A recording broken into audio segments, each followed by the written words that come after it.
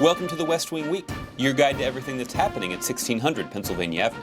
But first, a brief message from the Small Business Administrator, Karen Mills.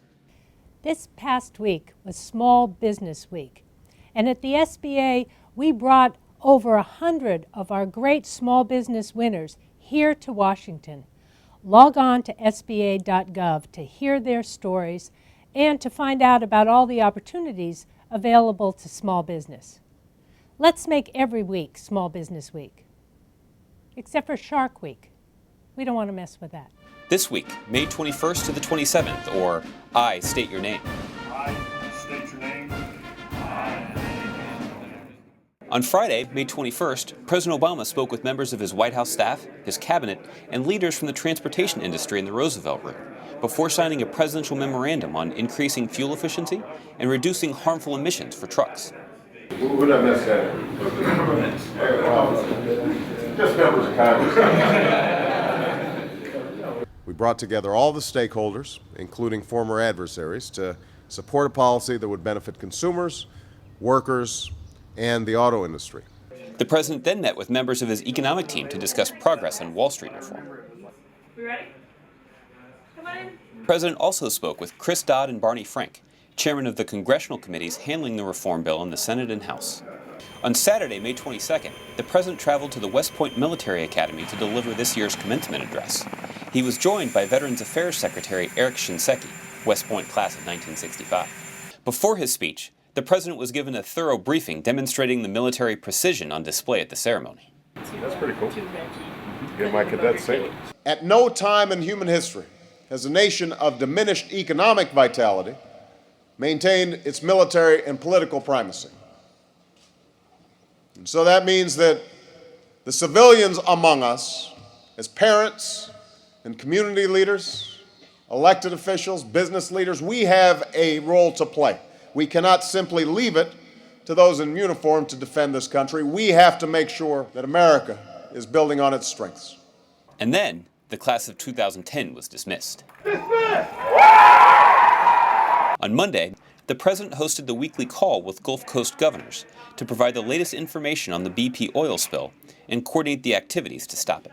Even as we're doing everything we can to assist BP in stopping the oil flow, we are preparing for the worst. And I make that point because I think there's been this notion circulated lately that somehow if we just shove BP out of the way, we're a little tougher on them and somehow we come up with better answers. The fact of the matter is that if there is something that we can do better than BP, we will do it. If there's something that BP has to do, we'll make sure that they do it. That afternoon, President Obama greeted Lebanese Prime Minister Hariri in the Oval Office to discuss international and regional issues. The president and prime minister affirmed their mutual desire to strengthen Lebanese sovereignty and independence. Later, on the White House basketball court, the president also made time to shoot hoops with young, aspiring Russian players as part of the Presidential Bilateral Commission, an exchange set up with President Medvedev to further athletic and cultural ties. Everybody here watch the NBA? Yeah. So you see how LeBron may be the best player, Видно, что Леброн может быть самый лучший игрок, да? but he lost because Boston was a better team. Но проиграл он, потому что Бостон лучше играл как команда.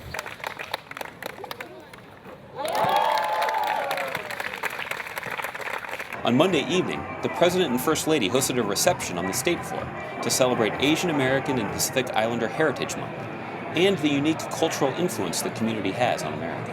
I want to thank DJ Raika, who's been spinning a little East Room Bhangra for everybody,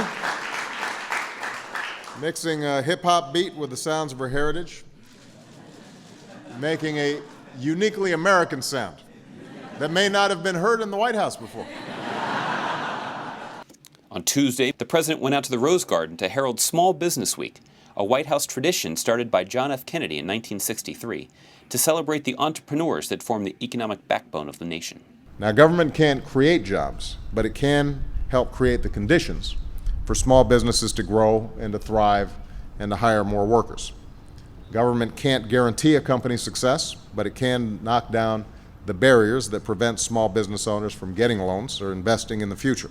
Later that afternoon, the president went to the Capitol to speak with members of the Senate Republican Conference about ways to work together on some important issues coming before Congress. Afterwards, the president said they had a good discussion. That evening, the president left for sunny San Francisco, where he stayed overnight. On Wednesday, President Obama went to Fremont, California, just north of San Francisco, to tour Solyndra Incorporated, a company that makes solar panels. Thanks to loans from the Recovery Act, Solyndra is building a new factory where it will hire 1,000 new workers. The president took a look with California Governor Schwarzenegger. Manufacturing my bit. We're going to keep on building stuff here in America. You're demonstrating that the promise of clean energy isn't just an article of faith, not anymore. It's not some abstract possibility for science fiction movies or a distant future. It's happening right now. On Thursday, the president welcomed the NCAA men's basketball champion Duke Blue Devils to the White House. It was a special treat for former Duke captain and current presidential aide Reggie Love. Tell everyone, had I not been playing and learning from you guys, I never would have been there. So, I know that all of you remember last year when I filled out my bracket. I picked North Carolina to win it all. It wasn't anything personal, just trying to win some money. I was right.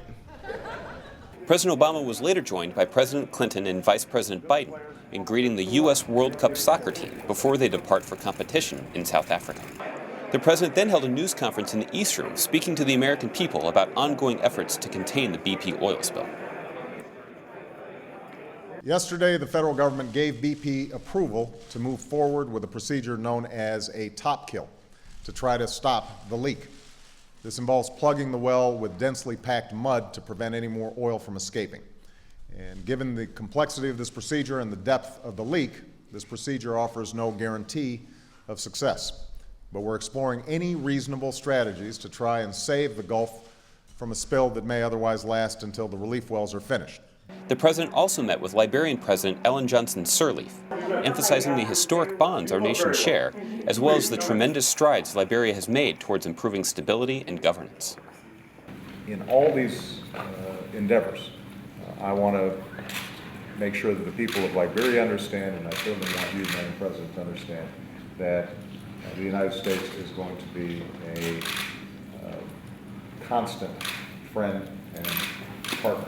To find out more information on any of these topics or to see complete videos of these events, go to whitehouse.gov. And thanks again for checking out your West Wing Week. This is a sample of a small sample of what we made in the factory, just for you to take back. We understand Vice President Biden has one, so we don't want you to feel left out. Biden, yeah. something I don't have. And,